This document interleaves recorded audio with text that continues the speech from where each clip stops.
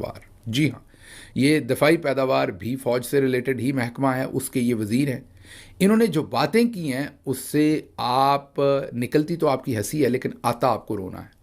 एजेंसियों के पास मौजूद है, लेकिन दुनिया के देश भी इसको तोड़ मरोड़ के पेश कर रहे हैं। और पाकिस्तान तो इस हद तक झूठ बोल रहा है कि वो 1971 के बदले का नारा लगा रहा है कि उन्होंने जहाज़ खुद उड़ाया ये स्मारकी के अंदर, फिर वो उस जहाज़ में इंडिया की सरहद के अंदर, इंडिया के अंदर गए, वहाँ पर ज़ाहिर उन्होंने बमबारी करके तबाही की। वहाँ पर 18 मिनट तक वो कह रहे हैं कि जहाज़ जो है वो इंडिया के अंदर रहा। एयर चीफ का वो अपनी एयर ड्रिल्स करने जा रही है 7 से 8 जून को। ये उन्होंने एक नोटिस टू एयरमैन जिसे कहते हैं ना, नोटाम बोलते हैं, नोटिस टू एयरमैन, यानी कि सबको बता दिया यहाँ पे जहाज ना उड़ाइएगा।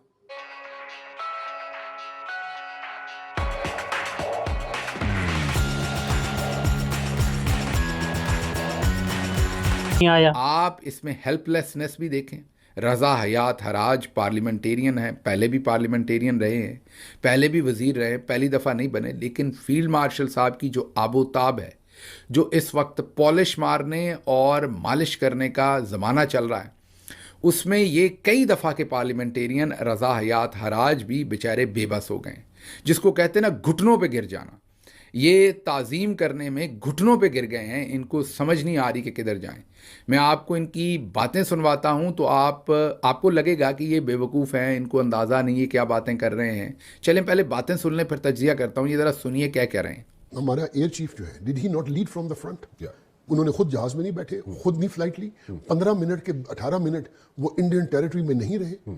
सर उन्होंने बॉर्डर क्या कंट्रोल क्रॉस नहीं किया। हमारा चीफ जो है 18 मिनट इंडियन टेरिटरी में फ्लाई किया। बिल्कुल, जब उनके रेडार्स ने डिटेक्ट किया होगा तो उन्होंने जरूर उसको लॉक किया होगा। वो मैं नहीं मान सकता कि हमारे एयर चीफ का उन्होंने जहाज लॉक न किया हो, या उन्होंने, अभी देखिए ये वो डिटेल्स हैं। सुन लिया आपने। वो कह रहे हैं कि हमारे जो एयर चीफ हैं वो जहाज उन्होंने खुद उड़ाया। पहली बात, ये वजीर हैं, ये कोई आम शख्स ऐसे ही गांव में खड़ा कोई शख्स जो है वो ये सब कुछ नहीं कर रहा। दुरुस्त सुन रहे हैं आप। फिर वो कह रहे हैं कि उनका जहाज लॉक भी हो गया। इस वीडियो के अंदर सारा कुछ तो हम नहीं आपको सुनवा सके, ये 2-2.5 मिनट का चंक था, उसमें से थोड़ी सी वीडियो हमने आपको सुनवाई है। इस वीडियो में वो कहते हैं कि 18 मिनट एयर चीफ का जहाज जो है वो अंदर रहा इंडिया के, और वो लॉक भी हो गया। अब लॉक होना किसे कहते हैं, वो जो एक्सपर्ट्स हैं वो आपको बता सकते हैं। तो ये भी एक थोड़ी सी, मैं माजरत के साथ यही कहूँगा कि अहमकाना बात के ऊपर अहमकाना बात, फिर उसके ऊपर एक और अहमकाना बात।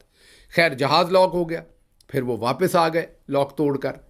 तो अब आप गौर कीजिए, फिर उन्होंने कहा कि मैं तो इस नशे में ही फिरता हूँ आजकल जो कुछ हो गया है। अब आपको लग रहा होगा कि या तो हमारे दोस्त जो हैं वो नशे में ये बातें कर रहे हैं, क्योंकि कोई जियो शूर आदमी तो ये बात नहीं करेगा। और फिर वफाकी वज़ीर, वो भी दफ़ाई पैदावार का, कि आर्मी चीफ ने खुद जहाज़ उड़ाया। जब ये सब ने बता दिया, इवन DGISPR ने खुद बता दिया, उस तरफ इंडियन एयरफोर्स ने बता दिया, अमरीकी जो इदारा जिसने इसके ऊपर रिपोर्ट जारी की उसने बता दिया कि कोई, क्योंकि सेटेलाइट से आजकल सबको सब कुछ पता चलता है, कि कोई जहाज़ ना हमारा उधर गया ना उनका इस तरफ आया। लेकिन ये अब आपको लग रहा होगा कि वज़ीर साहब को पता नहीं होगा, सोशल मीडिया से देख के उन्होंने किया होगा। नहीं, रज़ा हयात हराज साहब सारी ज़िंदगी प्रो इस्टेब्लिशमेंट उन्होंने सियासत की है, उन्हें बहुत अच्छी तरह से पता है हकीकत क्या है।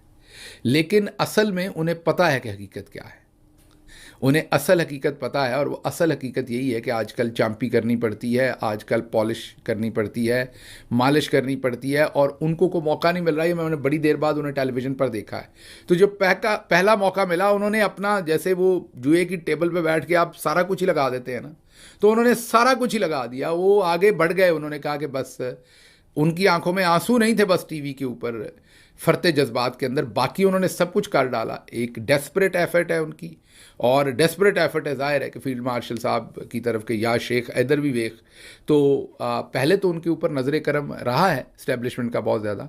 पिछली दफ़ा थोड़ा सा डिसोन कर दिया था इस्टेब्लिशमेंट ने उन्हें, तो फिर इक़्तिदार से बाहर रहे हैं, दोबारा आ गए हैं, वज़ीर भी बना दिया गया है। ये उनके जो एक ऐसे घोड़े होते हैं ना कि जो वज़न उठा लेते हैं इस्टेब्लिशमेंट का, ये वो घोड़े हैं, ये वो इलेक्टेबल हैं जिन्हें वो जहाँ पर हाँकेंगे ये वहाँ पर चल पड़ेंगे दोस्त हमारे। तो इसलिए वो बिल्कुल भी ये बेवकूफ़ नहीं है, ये अक्लमंद आदमी है रज़ा हयात। ये जो बातें कर रहे हैं इन्हें खुद भी पता है ये गलत बयानी कर रहे हैं, इनमें कुछ सच नहीं है, लेकिन जो सियासी मजबूरी उनकी है कि वो इन ग्रुप होना चाहते हैं, वो मंजूर नज़र होना चाहते हैं फील्ड मार्शल साहब की, तो वो इतना आगे निकल रहे हैं। अब यकीन कीजिए अगर फील्ड मार्शल साहब को जहाज़ उड़ाना आता होता तो रज़ा हयात ने फील्ड मार्शल को जहाज़ में बिठा देना था और 18 मिनट की बजाय 88 मिनट इंडिया के अंदर रखना था। और शायद रज़ा हयात टेलीविज़न पर बैठ के ये भी कहते कि क्योंकि वो हाफ़िज़ कुरान है, तो अल्लाह का मुजज़ा था कि जब उनका जहाज़ इंडिया के अंदर था तो ना वो किसी रडार में आया, ना वो नज़र आया, ना वो लॉक हुआ, और बल्कि इनका ये भी दिल करता कि बग़ैर पहियों के ही उन्होंने जहाज़ उतार दिया इंडिया में, वहाँ पर चाय भी पीते रहे और वहाँ पर वज़ू किया, नमाज़ पढ़ी, बाजमात दिल्ली में उन्होंने नमाज़ पढ़ी और फिर जहाज़ पर बैठकर वापस आ गए। रज़ा हयात ये भी कह सकते हैं अगर ज़रूरत हो। ये है वो रियलिटी पाकिस्तान की। इलेक्टेबल जो पॉलिटिक्स है वो बेचारों को मजबूरियों में इतना दूर जाना पड़ता है। आप अक्सर इन्हें बेवकूफ़ समझते हैं, बेवकूफ़ नहीं होते। They know everything. Raza Hayat knows everything कि वहाँ से इस तरफ से कोई जहाज़ उधर नहीं गया। ही इज़ अ मिनिस्टर, दफाई पैदावार के मिनिस्टर हैं, बिल्कुल भले सोए भी रहे हैं इतने सारे दिन तो फिर भी इनको सब मालूम है कि ये क्या कह रहे हैं। लेकिन बहरहाल इस वक्त मजबूरी है, और ये इनकी अकेले नहीं, सारे लाइन में लगे खड़े हैं, जगह नहीं मिल रही इस टाइम। खिड़की तोड़ परफॉर्मेंस देनी पड़नी है जिसको भी आगे फील्ड मार्शल साहब तक जाने को, और आगे रास्ता रोका हुआ है। ने बदला ले लिया। खैर, पाकिस्तान जितना खुद को सेल्फ डिसीव में रखे उतनी हमारे लिए, जो हम पाकिस्तान के निज़ाम के क्रिटिक हैं, खुशी की बात है। अब पाकिस्तान ये हरकतें तो करेगा। अब जो बात जनरल भारती ने ग़ालिबन 12 मई को, अगर मुझे ठीक से याद हो, कही थी, वही बात शंग्रीला डायलॉग में जनरल अनिल चौहान कर रहे हैं। लेकिन उस पे जैसे कोई कबड्डी का मैच होता है ना कि हमने तुम्हारे पहलवान को हरा दिया, ये पहलवानों वाला मामला नहीं है। ये बहुत हाई टेक सोफिस्टिकेटेड वॉर थी। इस वॉर से भारत और पाकिस्तान ने ही कुछ नहीं सीखा, बल्कि बहुत कुछ सीखा। इस वॉर से दुनिया भर ने सीखा है, क्योंकि इसमें फ्रांस के भी तैयारे इन्वॉल्व थे, रशिया का डिफेंस सिस्टम भी इन्वॉल्व था, चाइना के मिसाइल और तैयारे भी इन्वॉल्व थे। तो ये जो टेस्ट हुआ है दुनिया के जदीद वेपनरीज का, ये पूरी दुनिया के मिलिट्री एक्सपर्ट्स ने इससे कुछ सीखा है और अभी भी वो उस पर स्टडी कर रहे हैं। ये सीरियस मामला है, लेकिन इसका कंक्लूसिव जो एस्पेक्ट है वो ये है कि भारत ने पाकिस्तान को बेपनाह डैमेज किया। इससे एक बहुत ही मुख्तसर सी जंग की सूरत में 7 मई का ग़ालिबन 22-23 मिनट का मिसाइलों का अटैक था, इतना प्रीसाइज कि पाकिस्तान कुछ नहीं कर सका, किसी मिसाइल को नहीं रोक सका। फिर जब पाकिस्तान ने अपने मिसाइल भारत की तरफ फेंके तो ऑलमोस्ट ऑल ऑफ देम वो नकारा बना दिए गए, भारत के सिस्टम ने नकारा बना दिए। और फिर जब भारत ने पाकिस्तान की 9 मई की रिटेलिएशन के बाद 10 मई का रिस्पांस दिया, तो वो भी मुख्तसर टाइम का था रिस्पांस, और उसने भी पाकिस्तान को हिला के रख दिया। कुछ एक्सपर्ट्स, अमेरिकन एक्सपर्ट्स, यहाँ तक कहते हैं कि पाकिस्तान के न्यूक्लियर आर्सेनल्स के आसपास के इलाकों को भी नॉक कर दिया, यानी दस्तक दे दी कि जाग जाओ। इस तरह की सिचुएशन बनी। ये है रियलिटी।